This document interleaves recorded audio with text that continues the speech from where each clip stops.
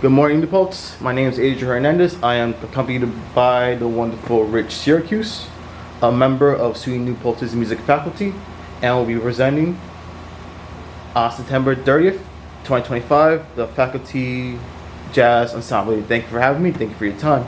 My pleasure. Good to see you. Thank you. A little bit of history of Mr. Rich Syracuse is that he's a bassist player for the Professors. He has over 4 decades of experience, where his jazz career started at age 13. He also a Congress of the Strings Award winner. And yeah, he is a member of SUNY New Paltz's music faculty. Because you have so much experience all the years, how has jazz changed for you as a player? Well, it's not so much that jazz has changed. The word jazz is really, in my book, refers to improvised music.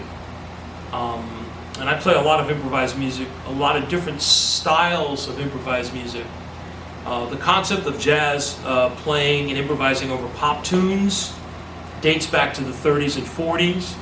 And it wasn't really until the 40s and 50s where the jazz artists actually started to write their own music, specifically as opposed to playing pop music. Kind of the same thing for me in our generation. When we first started playing in the 70s, we were influenced by the music that was happening at the time, and of course it wasn't that far away from what had happened in the 50s and 60s, so we were also attracted to that kind of music. The difference between then and now is then I was working at it completely as a novice. And obviously, actually now it's close to 50 years I've been doing this. Congratulations.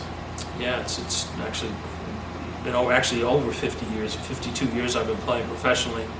And it's amazing how when you have an opportunity to work at something, at a discipline that also involves creativity, listening and empathy, and also caring for the musicians you're playing with, it just gets better as the further along in time. And musicians, we get older, but like everything else, any other kind of skill set, the ability, the skill set, the creativity just exponentially increases, and it becomes absolutely second nature after a while. I mean, there's some people that play. There's some prodigies that they get behind the piano at the age of 5 and they sound like they've been playing for 60 years. That's not me. I spent a lifetime working at this craft, and at this stage of the game, for me, the idea behind playing jazz is really to be in a position where I get to kind of improvise and add my 2 cents, so to speak. 52 years, a lot of experience, This upcoming Faculty Jazz Assembly, what can our audience expect? So the Faculty Jazz concert here at SUNY New Paltz is always a wonderful time because all of us get together, the entire faculty gets together and performs. There will be the components of the professors, which is Vinny Martucci, Jeff Siegel, Mark Juba, and myself, but we're also going to add some of the other members of the faculty to perform with us. And that's always a fun time because we get a chance to play for our students, we get a chance to play for the community.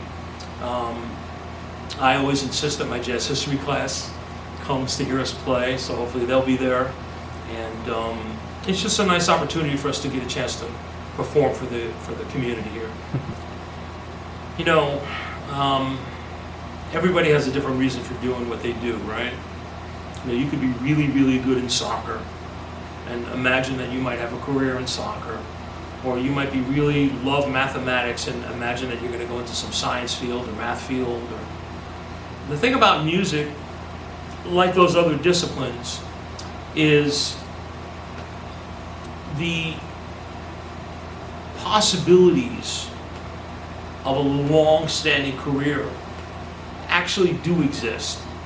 And the advice I do give my students, those that are actually curious about a commitment to themselves in a career like that, is you just have to do it. Like if you like cooking and you want to be a chef, yeah, of course, go to the Culinary Institute.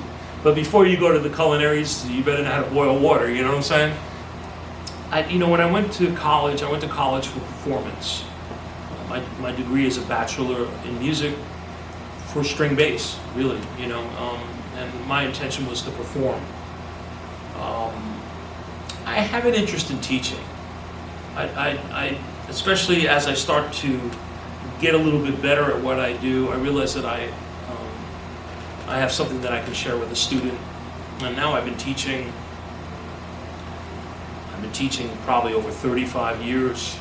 I've been here at SUNY, I think, 7 years now. And the one school I have taught the longest at was Skidmore College, which I've been up there since 1992. I'm at Bard College as well. And I also work at a private boarding school called the Hotchkiss School, which is in Lakeville, Connecticut. So now I am in the last 20 years, I'd say 20 years, I'm not going to go back 30 with it, but in the last 20 years, I've been really, really doing a lot of teaching. And I haven't, when SUNY offered it to me to come here and give, be part of the jazz department, it was something that I was interested in doing. Some people, they go to school for college. They go to college to teach. And I did not do that. And I went to college to really learn the discipline of practice and the discipline of creativity. And then I just worked a tremendous amount of gigs. I can't even begin to tell you how many. And you start to develop experience. And then if you're lucky enough to be successful, you almost have a responsibility to mentor. Because that's what I had. I had older musicians mentoring me. And if it wasn't for that, I never would have really had the opportunity to do what I did in my lifetime. So that's one of the main reasons I like to teach, is to try to help young people just kind of find their way. And if they have an interest in music, or if they have a talent in music, I'm not going to tell them not to do it. I'll give them some ideas on how to go about doing it and what to expect, that kind of a thing. SUNY New Paltz is an incredibly rich campus.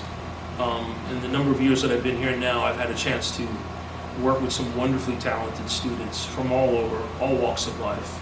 And it's just kind of reinforces to me really what's possible.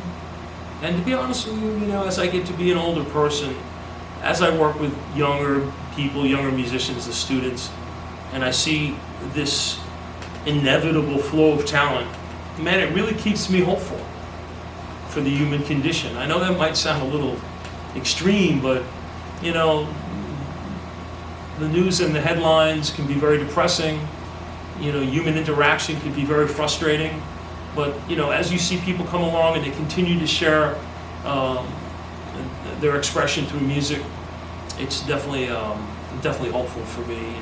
It gives me a lot of hope. So my parting message would be that we need to continue to support our young students here at the college campus and provide for them a safe and interesting and challenging opportunity to work on whatever discipline that they choose to work on.